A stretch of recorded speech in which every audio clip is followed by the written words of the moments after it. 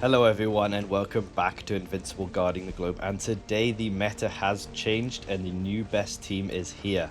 So in today's video I will be going over the team, what it looks like, why it's so good, and why it is pretty broken. So if you do enjoy today's video, then feel free to leave a like on the video and subscribe to the channel if you haven't already. Thank you all for the support in the previous videos. Welcome to all of the new subscribers, and yeah, without further ado, let's get straight into it. So yeah, the meta has definitely changed. I've made a few of these videos previously going over strongest teams and best team comps and things like that. And with some new additions to the game and some, with heroes and totems, etc. Yeah, there's definitely a new meta, let's say. Yes, let's just say meta. We can have a look here at my account, and you can see that I have some very high level heroes. I've been playing this game for some time, and let's just say that a team with half my power, if not less, with this new team can comfortably beat me, which is quite frustrating, and it is my regret to bring you this bring this news to you today. But yeah, we'll look at it all the same. So this is my account here. I've got some very high level heroes, Anissa, Universe, even Thragg, getting up there, are all very, very strong heroes. However, nothing really compares to this new meta. So one thing I will say before we look into it is that teams and metas and compositions and heroes and things like that have been extremely powerful in the past, and ones that are too good have had to be changed. So this may get changed at some point and nerfed. It probably will, because it is so broken. Right now there's not too many people using it, and I'll go into why that is, but as more and more people sort of realize how good it is, they will start to use this as well, and then they might nerf it or change it, as they have done in the past. With Shapesmith, when he was launched, he was just kind of unkillable, so you could just put a Shapesmith in your team and you win. There was even with the totem, not the totem, the artifact, what's it called, Flaxen Staff. If you put this on a level 1 exceptional plus immortal, he could one-shot anyone in the game, so that was always fun to pop one of those into Alliance Warfare and see him one-shot a level 2000, 3000 even Omni-Man or something like that. It was pretty funny, but obviously that got changed and nerfed as well. So this might not last forever, but as of right now, yeah, it's definitely broken. And what I'm going to do actually is I'm just going to show you what I'm talking about, and then I'll break it down and go into it. Now, there isn't one specific team that this meta you have to use for it to work. It's a combination of a few different factors, so you can kind of swap some things in and out. Obviously, if you have a lot of heroes built up already, then you should be able to use those as well. But yeah, let's take a look here. So we can see in the multiverse arena, I'm in elite league 3. That is the one just below Invincible League, and I have been in the Invincible League as well. So it's definitely at the top end of the factions of the league here. And we can see that this person here is running a very interesting team composition. Now, we have a look at the top in terms of the team power. My team power for this team here is 7.04 billion, and theirs is 5.88 billion. So quite a big difference. Not that big of a difference, but still a big noticeable difference at least. Now, this team composition that I am using with Anissa, Conquest, Shapesmith, Universa, and Krieg is very strong. This is probably my best team. I use it against most battles in the multiverse arena, and it does very, very well. There's maybe a few times when I can get overpowered, or maybe against a bad matchup, but most of the time this team is pretty solid, and just, yeah, does work super well. I've got on my team here the cloaking device on Anissa, the Ragnar's Claw on the Universa, Conquest, I've got the oxygen helmet on General Krieg, I've got the Flaxen Staff, which pushes enemies back, which then triggers Anissa, which is nice, and Shapesmith, I've got the fan favorite Canslock here. Now, if we have a look at the enemy team, we can see they've got a General Krieg, and he's got Canslock on him. He's got a Doxseismic with the Bergamot Burger. He's got a Brit with the healing gel. Now this is very important, and we'll see why. We've got Thragg with the GDA Mines, which is quite interesting because he does do AoE damage with his main skill. And we've got a Volcanica with a Bergamot Trash Burger. Not too sure on that one, but anyway, let's see how this plays out. So keep in mind the power difference and keep in mind, you know, what heroes are being used here. It's quite an interesting team composition they have, but if we just have a look and see how it plays out, we will see, and I'll put this down to 1x speed instead of 2x because it can get a bit chaotic on 2x. But we can see here that Brit is in the bottom corner there, and he can't die. And Thragg just used his main ability on us, which obviously pulls everyone in and then deals massive damage. Oh, he's done it again. Yep, that's killed my Universa. Their health at the top is going down a bit. It's going down a bit, but then it goes straight back up again.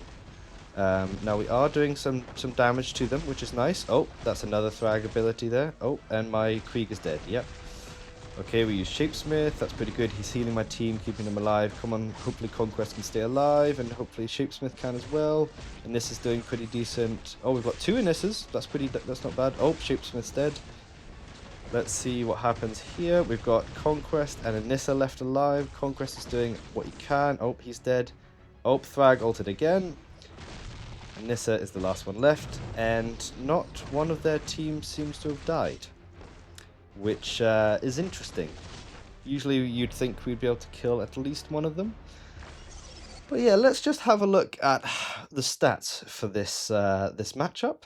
So if we have a look, my Anissa did 2.68 million damage, did 61 statuses, Shapesmith did 2.18 million healing, Conquest did a lot of damage, took a lot, 1.14 million, Krieg did some, took a lot of damage but didn't do much else, Universa did some damage but died quite quickly in the fight. And then let's look at their team, where we can see Brit, who is a defender, not a support, did 1.05 million healing, which is a lot. It's half of my Shapesmith, and Shapesmith is already strong and is already a support / healer. Statuses applied, 179. That is more than all of my heroes combined, just from Brit. Then we have a look down and see Thragg with 2.9 million damage, which is more than my Anissa, who's 1900 level, 62 stars, 1899 level, and his is only 1519 with 48 stars, but he did more damage to me there. And 50 statuses applied as well, including the 10-second silence every time he uses his ability. We've then got Volcanica, who also did a huge chunk of damage, did a lot of statuses. Krieg as well did pretty well, and Doc Seismic as well. But the main things here to see are Brit with those statuses, Thragg with a damage, and yeah, the fact that we didn't kill any of them. So let's investigate what the hell happened there, because it's not fun and it's incredibly strong, and I kind of regret making this video, but you guys, I feel like it's my duty to report such things. So a few main things. Firstly, Brit is the latest hero in the game, and he has changed a lot of things for several reasons. So I did a breakdown on his abilities, so if you want to check that out, go and have a look on the channel. But basically, his main ability here is very strong, and his all of his abilities are incredibly very strong. He deals a decent amount of damage, he has a lot of health, etc. But the main thing here is that he his passive here, if you get it up to level 15, here the team is immune to defense reductions if facing a invader. Now this completely cancels out what makes Anissa so good with her passive, which reduces the enemy's defense if there are any humans on their team, which in past has been kind of broken and has made her super strong. So I guess it's fair enough for them to add this to sort of counteract that. But I mean, even at level 10, sorry, for Brit, with his passive, you can get it 50% reduced, but if you take it to 15, it's just completely immune, so Anissa's passive basically does nothing. So that's not even the worst bit. The next bit, yes, the third ability, if we have a look at it at level 10, When any ally is defeated, the entire team gains a shield against either ranged or melee damage, depending on the type of enemy that secured the kill, equal to 20% of Brit's max HP for 5 seconds. Their healing received is also increased by 23% for 5 seconds. So every time any ally is defeated, the entire team gains a shield basically and receives extra healing. So that sounds pretty decent. I mean, you don't want your team to be dying really, but you know, it's pretty decent. If we have a look at level 15, it's 25% of its max HP for 5 seconds for the shield. The healing received is increased by 33%, and their energy attack is increased by 35% for 5 seconds. So really good buff. Obviously, it requires your team to be dying, which you don't usually want.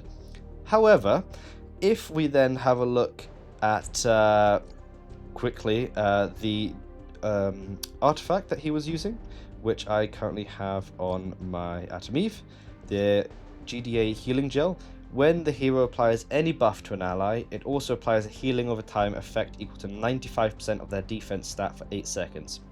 So that means that if a teammate dies, Brit then applies a shield to the entire team, which obviously gives them a shield. It also increases their healing, and if you have this equipped to him, they heal based on his defense, which is a huge and high stat. So that on its own is very strong because the shield and the healing is a huge amount basically.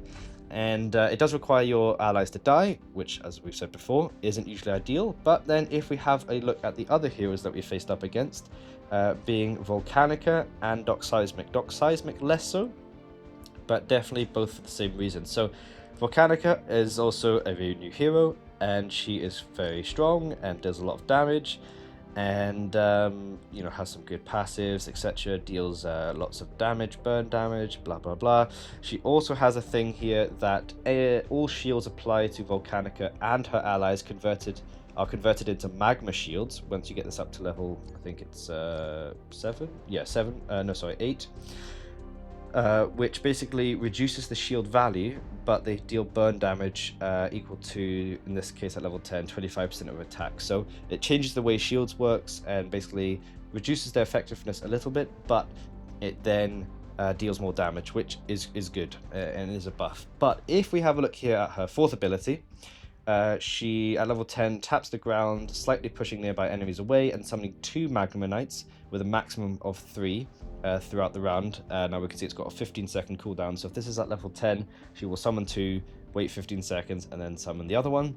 With 23% of her stats, she and her Magma Knight allies then gain a shield equal to 20% of her max HP for 5 seconds, and then if you get this to level 10, the skill is triggered at the start of the battle. So that means as soon as the battle starts, she summons them, and they are straight in there. Now, as you can see, they are quite weak. They have 23% of her stats, which is not a lot. For example, Krieg summons Viltrumites, and at level 15, it's 70% of his stats. So 23 is obviously means that these Magma Knights are very weak, and she summons 2 at the start of the battle, and then another one after 15 seconds. Or if you get this to level 15, then she will summon all 3 at the start of the fight there. Now, what to note with that is that A, she summons very weak allies, and B, she also then gains a shield and her Magma Knight allies as well. So she gives a shield as well, and she summons a very low HP Magma Knight, or in this case several, which then, if they die, which they probably will do very quickly, then triggers the Brit's 3rd ability and gives the entire team a shield. And to top it off that, with that, then if we have a look at Doc Seismic with his ability, which is this one here, oh sorry, not his ability, rather, his totem, that's the artifact. The totem Seismic Jetpack, when Doc Seismic uses his Shockwave skill, which is basically when an enemy comes near him, he'll stun them, deal some damage, and then fly away. He summons 1 Magma Knight with 10% of his stats and creates a burning zone on the battlefield, blah blah blah. The main thing is that he also summons Magma Knights as well, which are very weak. So you've got him summoning Magma Knights, and you've got Volcanica summoning Magma Knights.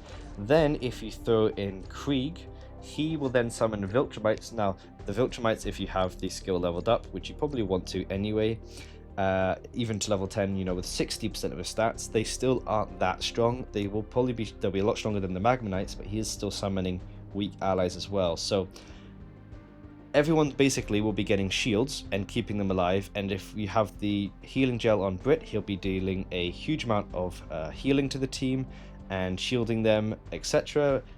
Volcanica will be changing those shields to deal extra damage to the enemies, so you can see how it is all kind of adding up. And then if you take the last piece of the puzzle in terms of that team that we just saw, and we throw in Thragg. Now Thragg on his own is already incredibly strong. He's probably the strongest character in the game. He deals a huge amount of damage. He has some great abilities such as dodging entire attacks. The main thing though is that his main ability here is just so good. He deals a huge amount of damage, reduces the enemy's attack at level 15 anyway by 50%, and silences them for 10 seconds. Which is insane. Now usually, as you can see, from level 1 to level 15, the cooldown is 23 seconds, which is quite a long time, and this kind of balances it out. You know, he has a great ability, but he doesn't get to use it that often.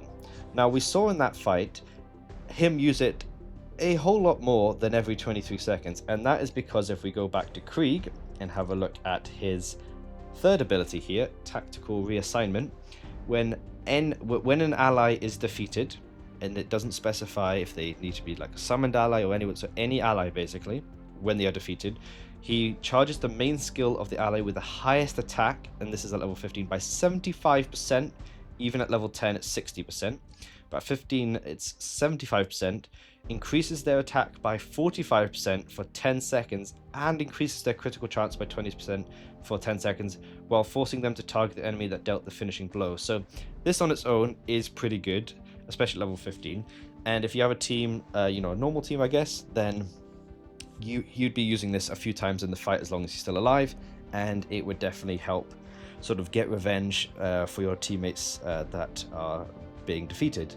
However, in this case, if the teammates that, or an ally rather, that are being defeated are the Magma Knights, which you do not care about because they don't do anything apart from distract the enemy, if they are dying with their, you know, 23% of the Volcanica stats or even 10% of Doc Seismics, when they die, this still triggers, and he will then supercharge the main skill of the ally with the highest attack and boost their attack and their critical chance.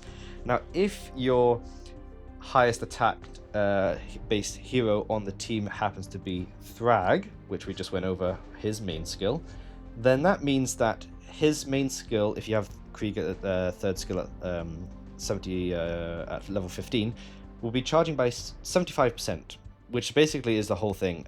So he just needs an extra 25% to get there, and that means that he will be constantly using his main ability, which we saw, and that will mean that he will be dealing a huge amount of damage, reducing the team's attack and silencing them for 10 seconds, which means they can't use their main ability. So when you put this all together, if we have a look back at the Multiverse Arena, it creates this horrible team composition where you've got Volcanica summoning Magma Knights and changing the shields to deal more damage. You've got Doc Seismic obviously being just disruptive and dealing a lot of damage as he always does, but also summoning very weak Magma Knights. You've got Brit, who will not die and reduces, basically cancels out Anissa, which most people are using because she has been so good. And, you know, he basically, as you know, isn't dying, and he's providing shields for the whole team. You then also got Krieg, who again also applies a shield at the start of the battle, but then is summoning Viltrumites as well, which are weak and will probably die. And also, Krieg will then be supercharging the ally with the highest attack damage, which in this case, and probably the one that works the best, is Thragg. Now this obviously can work with any strong attacker, but it works especially well with Thragg. So you've got Thragg, who's constantly using his main ability, dealing a huge amount of damage and silencing the enemy team. And you've got Volcanica and Doc Seismic summoning, Krieg boosting, and Brit boosting, healing, and not dying. So obviously we've seen it already, but now with all that knowledge in mind, we can go back into the fight and see what happens. Now I'm actually going to try and kill the Krieg here. It's unfortunate that he has the cans lock, but we'll see if it makes a difference. But yeah, that's why this team is so good. So we can see Volcanica there summoning 3 Magma Knights who all died straight away, and that means Thragg, boom, uses his ability straight away. Brit has gone down, but he's not dead. He's just waiting to come back to the fight. My universe is already dead, and boom, there's another Thragg, completely shutting down my team, silencing them, dealing a huge amount of damage, and reducing my attack. Now, we have done a bit more damage to them this time, it seems, but it doesn't seem to be doing anything, and there's another Thragg. And yeah, this team is horrible to play against. There was a team, not exactly like this, but one very similar. Is that another Thragg? Or I think it might be. I don't know what's going on. They're just, it's too good anyway. Anyway, there's another team very similar to this that I came across, and I'll see if I can find them in the matchmaking, because I believe, I don't know if it was this week or last week, they might not be in my rotation, but a team with power, I think it was 2.97 billion, which is way less than half of mine, and it basically included the same sort of heroes. It included Brit, I think it included Krieg and Volcanica, but it also included then Atom Eve Armored, who without the debuff from Anissa is basically unkillable, because she's dealing a huge amount of damage, giving shields, disrupting the enemy, and stunning them.